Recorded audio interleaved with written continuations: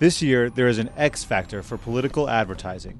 On January 21st, the Supreme Court sided with the grassroots group Citizens United and ruled a video it produced about former presidential candidate Hillary Clinton is protected political speech. The Citizens United case will fundamentally shift the political landscape in North Carolina. That's because federal law now allows unions, corporations, and other organizations to spend unlimited amounts of money on political races.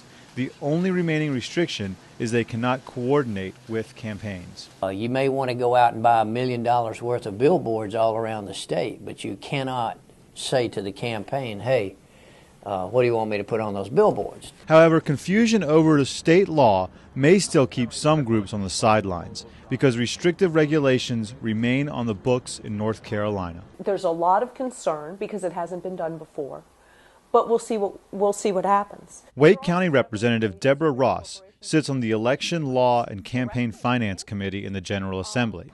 She says North Carolina's legislature will consider proposals to amend the law based on the Supreme Court's decision. Dallas Woodhouse, the state director for Americans for Prosperity, says change is needed. What the ruling will do is get rid of something that's known as the Electioneering Communications Statute in North Carolina. He says that law stops his group and others like it from informing the public about how politicians vote in Raleigh. It'll be this spring before the state considers changing any laws. The State Board of Elections said it will honor the Supreme Court's ruling.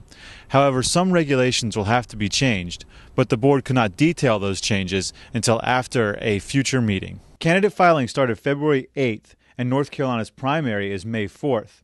But the General Assembly doesn't reconvene until May 15th. The Supreme Court's ruling may also shed more light on who's paying for political ads. The most important thing in this unknown world is that the public knows who is paying for these ads at all times. Until state law is clearly defined, some groups may remain cautious about taking advantage of new freedoms. But legal experts say it's open season for spending. It makes it easier. It makes it less convoluted in terms of putting out a message and directly advocating for a candidate. It may be a waiting game for corporations, unions, and nonprofits willing to wade further into North Carolina politics. For CarolinaJournal.tv, I'm Anthony Greco.